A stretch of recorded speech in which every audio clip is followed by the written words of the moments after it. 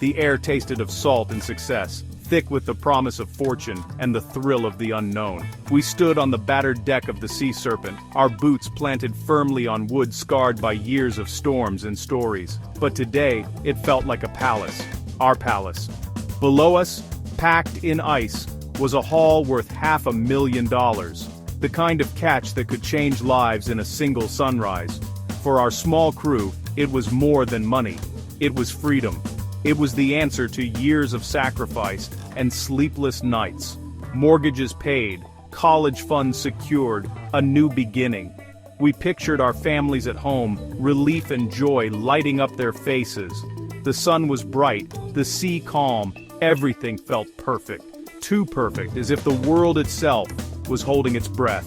Weeks at sea had blurred together, chasing bluefin tuna, the giants of the ocean, elusive and powerful, always just out of reach. Each fish was a treasure chest, and the work was relentless. Every haul left us more exhausted, but more determined. Our hands were raw, our bodies aching, but we pushed on, driven by the dream of that one big score, the catch that would rewrite our futures. And then, we found them. A school of giants, shimmering shadows beneath the waves, more than we'd ever dared hope for. The water churned, the fight was on, and for once, we were winning. Every muscle burned, every shout echoed with hope.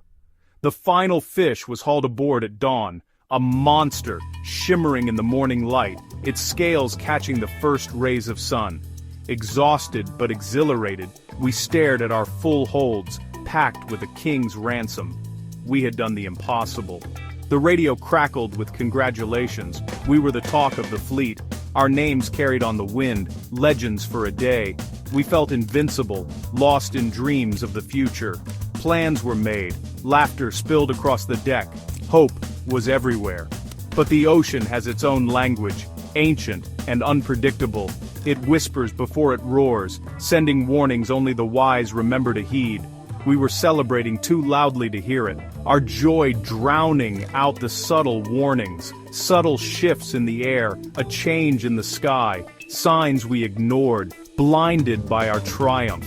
The sea always has the final say, and it was about to remind us who truly rules these waters. Our $500,000 dream was about to become a nightmare as the ocean prepared to collect its due.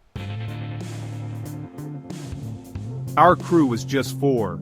Captain Eva Rostova, veteran, leader, the steady hand on the wheel. She risked everything for this trip, her boat, her savings, her reputation. This haul was her vindication. Marco, the engineer, kept the Sea Serpent alive. He could fix anything. Always with a joke. Always optimistic. This catch was his down payment on a new life. Liam, the greenhorn, young, strong, eager to prove himself. This was his first big trip, his chance to show his family he'd made the right choice. And me, the deckhand, the storyteller, chasing the horizon for years. I'd seen big catches, but nothing like this. We were a mismatched family, bound by risk and the promise of reward. We trusted each other completely. Out here your crew is all you have. The work wasn't over once the fish were on deck. Securing a haul like this is a science, every step critical. The quality of the fish meant everything. We worked with focused intensity, handling each tuna like art. Bleeding, packing, icing, Marco orchestrated it all. The hold became a frozen vault, packed tight with silver giants. The temperature had to be perfect, just above freezing. We rearranged supplies to fit the staggering catch. As we sealed the hatch, it felt like closing a bank vault. Our fortune was locked away. Captain Ava plotted a straight course home. The forecast looked clear, and for the first time in weeks, we relaxed. We shared a real meal, laughed, dreamed. The future felt certain. We were heading home, richer than we'd ever imagined. The first change was subtle, a line of dark clouds on the horizon. At first, it seemed like nothing, but it grew, spreading across the sky. The sun faded, the air grew heavy. Captain Eva joined me on deck, eyes fixed on the horizon. She didn't need a forecast. She could feel it coming. The radio crackled. Not congratulations, but warnings. A low-pressure system developing fast. A weather bomb. The sea changed, swells shortening, waves growing choppy. The sea serpent began to pitch and roll. The water turned from blue to angry green, whitecaps appearing. The wind picked up, whistling through the rigging. We prepared the boat. No panic, just focused urgency. Hatches checked, gear secured, everyone at their post. Liam moved quickly. Marco checked the engine. We were battening down, preparing for a storm we couldn't predict. The sky was a lid of dark gray, the sun gone. The wind was a physical force, waves building into mountains. The sea serpent, heavy with cargo, struggled to rise with each wave. A distress call crackled over the radio, another boat taking on water. Then, silence. Out here you're on your own. Captain Eva adjusted our course, but there was no safe path. A massive wave crashed over the bow, shuttering the boat. Water poured across the deck, a forward hatch splintered. Liam and I scrambled to secure it, hands frozen. The mood shifted. Fear replaced elation. We donned survival suits, preparing for the worst. Optimism was gone. We were no longer kings, just 4 people at the mercy of the sea. The storm hit like an explosion, wind screaming, waves towering. The sea serpent was tossed like a toy, rain blinding us. Every wave was a blow, the cold burned our skin. Tethered to the boat, we clung on, deafened by the chaos. Captain Eva fought the wheel, keeping us pointed into the waves. Every crest threatened to capsize us. Her skill was our only hope. Alarms blared. Marco checked the pumps. We were taking on water, the seams opening up. The fear was a knot in my stomach. The world was a blur of gray and white.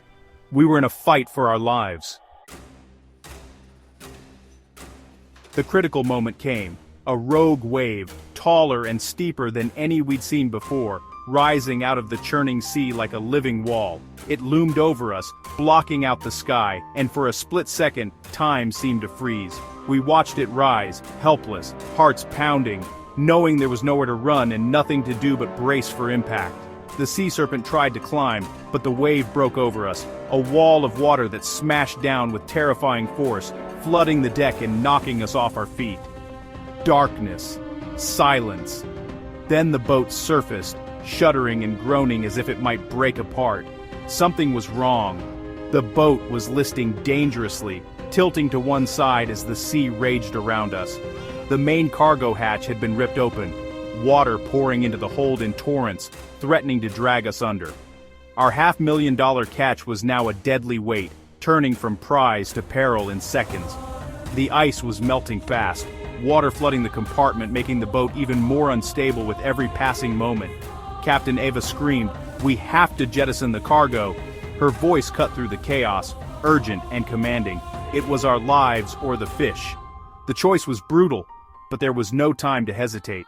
Liam and I crawled to the open hatch, waves crashing over us, hands numb and bodies aching as we fought to stay upright. We pushed the tuna out, one by one, $10,000, $20,000, $50,000 gone with every heave, each fish slipping into the dark water below. Each fish was a punch to the gut, a reminder of months of hard work vanishing in seconds. Marco worked the pumps desperately. Eva fought the wheel with white-knuckled hands, both refusing to give in to panic. We were a team, fighting to survive, bound together by fear, hope, and the roaring sea. The last tuna slid into the sea, a surreal, crushing moment. The hold was empty, but the boat lighter, more responsive. We had sacrificed everything to save ourselves. In the wheelhouse, silence reigned. Liam cried quietly. Marco slumped in defeat. Captain Eva stared ahead, unreadable. Our dreams were gone, swallowed by the sea. The storm wasn't personal, but it felt like punishment. We were small, the sea vast and unforgiving. We had chosen survival over fortune. The cost was immense. A $500,000 dream at the bottom of the ocean. The storm passed quickly, leaving behind a calm and cruel beauty that felt almost unreal. The sea, moments ago a raging beast, now shimmered under the clearing sky, as if nothing had happened at all. We limped back to port, battered but alive, our boat creaking with every wave. Each of us wore exhaustion like a second skin, grateful just to see the familiar outline of the harbor. No cheering crowd, no buyers, just silence. The docks were empty, the market deserted, as if the whole town was holding its breath. The aftermath was hard. Insurance claims, repairs, debts piling up. Every broken plank and torn net was a reminder of what we'd survived and what we'd lost. Liam left the sea behind, unable to face another storm. Marco returned to fixing boats, his dream of fishing put on hold, maybe forever. The crew scattered, the family broken. Some found work on land, others just drifted away, searching for something safer. Captain Eva faced the loss head on, refusing to give in. She rolled up her sleeves and started repairing the sea serpent herself, determined to bring her back to life. One day, she called. She was putting a new crew together. Her voice was steady, but I could hear the hope in it. "The ocean owes me," she said, her voice harder but the fire still there. She was changed, but not defeated. She'd learned a hard lesson, we all had. Never trust the forecast. Never underestimate the sea, no matter how calm it looks. Never count your money until you're safe on shore. Out there, everything can change in a heartbeat. I didn't join her next trip. I needed time to heal, to remember why I loved the sea in the first place.